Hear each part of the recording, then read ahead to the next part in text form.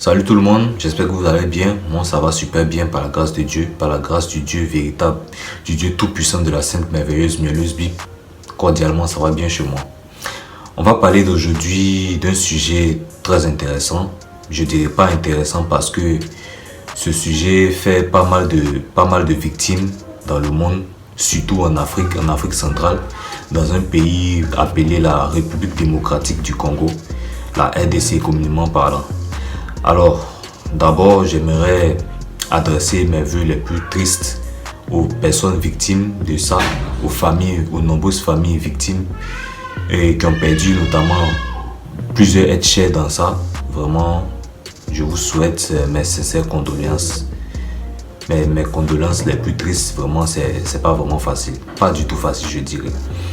Alors, ce qu'il faut aujourd'hui comprendre, c'est que c'est une maladie on appelle d'abord variole de singe, qui est en anglais mpox, parce que le M ici veut dire monkey, parce que le singe, l'animal singe en anglais c'est monkey, et la variole en anglais c'est pox.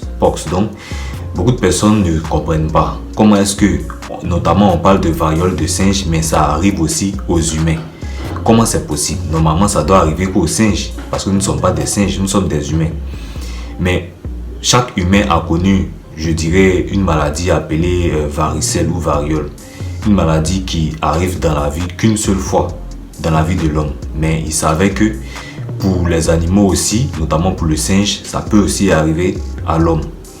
Donc, comme vous pouvez le voir sur ces différentes photos qui viennent de passer, pour vous faire comprendre que ça existe, c'est sérieux. Donc, qu'est-ce qu'il faut faire face à cela? D'abord, bien avant de faire appel au gouvernement, c'est vrai que le gouvernement va jouer sa part, va faire sa part des responsabilités, mais chers habitants de différents pays, c'est vrai que c'est pas dans tous les pays, notamment en Afrique, mais il faut se dire que ça peut aussi arriver à n'importe qui. Donc déjà, ce que je vais vous faire comprendre, c'est de commencer à prendre vos dispositions. Prenez vos dispositions face à ça. C'est vraiment un très grand danger que l'Afrique est en train de courir encore. Après le Covid, après avoir passé combien de temps en confinement, cette maladie, je crains que ça nous donne encore un confinement. Quand on parle de confinement, on doit s'attendre aussi aux problèmes liés à ça. Perte d'emploi, aussi si vous êtes entrepreneur, vous perdez vos clients. Si vous êtes salarié aussi, vous perdez aussi parce que là, si vous êtes en confinement, comment vous faites pour aller au travail? Si vraiment dans les débuts, si vraiment on arrive à atteindre cela. Chose que je n'espère pas d'ailleurs, mais c'est possible que ça arrive parce qu'on ne sait jamais. Mais ce qu'il faut comprendre ici, c'est que c'est une maladie vraiment très grave. C'est une maladie, c'est dangereux. Donc pour cela, il faut notamment suivre ce qu'on vous donne comme conseil. Les pays qui sont vraiment touchés, suivez comme exemple les pays voisins. Qu'est-ce qu'ils font?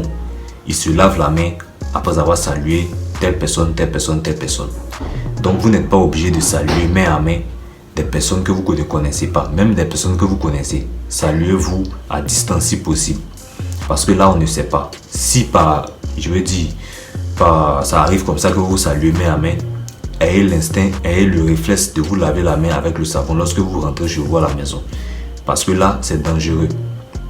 Vous avez vu sur les photos, vous le voyez aussi dans le journal télévisé, sur France 24, un peu partout, même sur les réseaux sociaux, que c'est vraiment un truc qui existe. Donc avant que le gouvernement ne fasse ce qu'ils ont à faire, vraiment, vous-même, prenez vos responsabilités.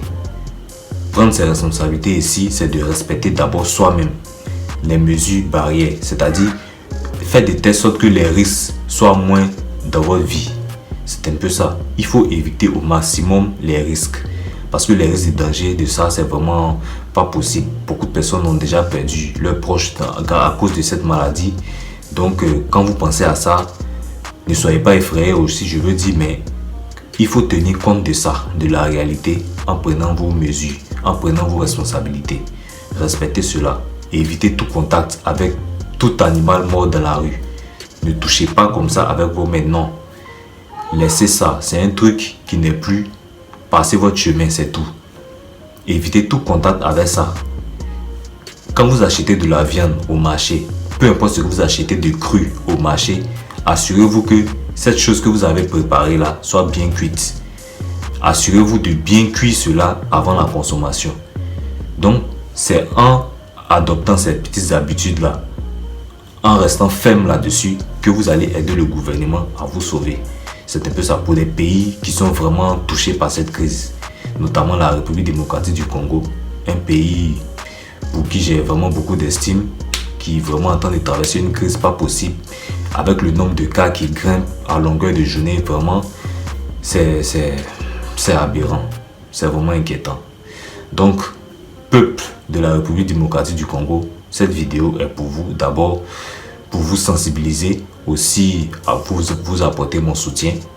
Vous apporter mon soutien, vraiment, vous traversez vraiment une crise pas possible qui aussi peut prendre l'Afrique tout entière. Donc, pour éviter cela, comme je l'ai dit, respectez les mesures données par vos différents docteurs, vos différents soignants dans votre pays. Respectez cela, appliquez cela et ensuite vous verrez que c'est un truc qui va passer comme ça rapidement. Donc, vraiment, courage à vous. Aidez le gouvernement à vous aider.